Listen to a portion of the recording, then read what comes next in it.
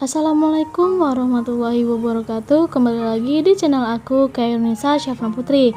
Nah, kali ini aku akan membahas analisis puisi angkatan Pujangga Baru. Penasaran kan? Yuk tonton sampai habis. Sebelum lanjut, jangan lupa klik tombol subscribe, like, komen, dan share ya. Amir Hamzah adalah penyair yang lembut. Lirik-liriknya selalu menyuarakan kesyahduan hati dengan pilihan kata yang kaya sekaligus menuntut kesungguhan para pengagumnya untuk mencari asal kata-kata yang dia gunakan. Pembendaharaan kosakata yang luar biasa dapat dimaklumi apabila kita baca Setanggi Timur. Di sini sang penyair menerjemahkan karya klasik para penyair besar dari Jazirah Arab, India, Cina, Jepang, dan juga Turki. Selain itu, dia juga memaparkan dasar kesusastraan klasik Indonesia sampai kesusastraan Indonesia baru dengan gaya prosanya yang khas lemah lembut dan telaten. Berikut ini contoh puisi karya Amir Hamzah dari angkatan Pujangga Baru, yaitu Berlagu Hatiku. Nah, selanjutnya kita akan membahas unsur intrinsik isi dari puisi tersebut. Yang pertama itu ada objek, seorang wanita, karena dalam judul tersebut Berlagu Hatiku sudah jelas yang artinya dengan sebuah perasaan.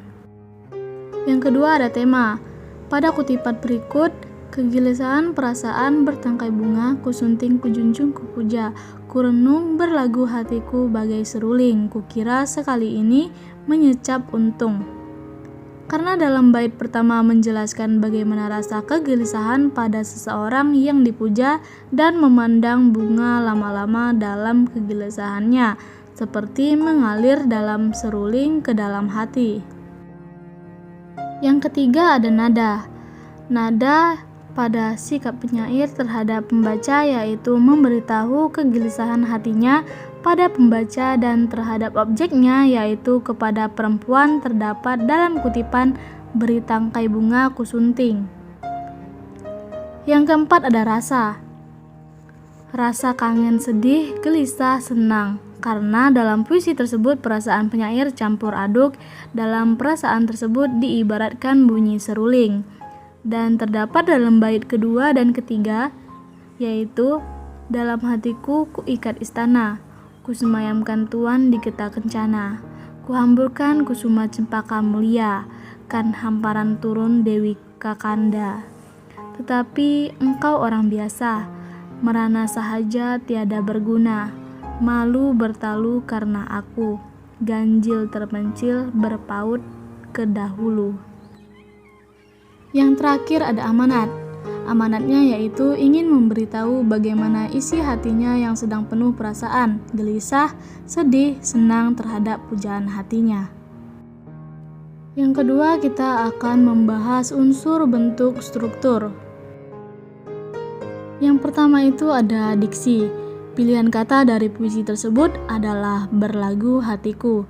Artinya, dengan lagu, jadi dengan lagu merasakan kenikmatan rasa yang berbeda, dengan menceritakan perasaan yang dialami oleh pengarang. Yang kedua itu ada pengimajian. Imajinasi verbal dan visual karena terdapat oleh kata-kata dalam pikiran manusia dan proses di dalam otak terdapat dalam bait pertama yang menggambarkan imajinasi verbal. Yang ketiga ada kata konkret. Bertangkai bunga, kusunting, kujunjung, kupuja, kurenung. Di dalam rangkaian tersebut menjelaskan tentang kegelisahan hatinya yang diibaratkan bunga yang dipetik seperti perasaannya, yang pada saat itu setelah dipetik dipikirkan keadaan perasaannya pada saat itu. Selanjutnya yang keempat ada gaya bahasa.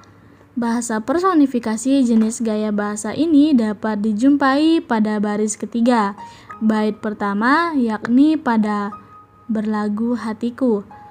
Hati yang merupakan organ tubuh dan benda mati diibaratkan sebagai benda hidup, karena dianggap dapat berlagu atau bernyanyi, bahkan dianggap dengan merdu bagaikan suara seruling. Hal ini dapat dilihat pada bait pertama barisan ketiga, yaitu berlagu hatiku bagai seruling. Yang kedua yang akan dibahas itu gaya bahasa afaresis. Dapat dilihat pada bait pertama dan kedua, yakni pada kusunting, kujunjung, kupuja, kurenung, kukira, kuikat, kusemayamkan, dan kuhamburkan. Selanjutnya yang kelima ada rima kembar dan rima terus. Nah, di sini ini sudah dapat kita lihat bahwa rima yang pertama ini terdapat rima kembar, yaitu AAAA, dan yang kedua itu adalah rima terus, yaitu AABB. Yang keenam ada irama metrum, karena dalam bait membaca iramanya tetap karena oleh suku kata yang terakhir tetap. Contohnya dalam bait ketiga, tetapi engkau orang biasa, merana sahaja tiada berguna, malu bertalu karena aku, ganjil terpencil berpaut ke dahulu. Yang terakhir adalah tipografi. Tipografinya yaitu rata kiri, karena dalam tiap baitnya penulisan di sebelah kiri. Sekian yang dapat aku sampaikan. Apabila ada kesalahan, mohon dimaafkan. Wabillahi taufiq wal hidayah. Wassalamualaikum warahmatullahi wabarakatuh. Sampai jumpa di video aku berikutnya.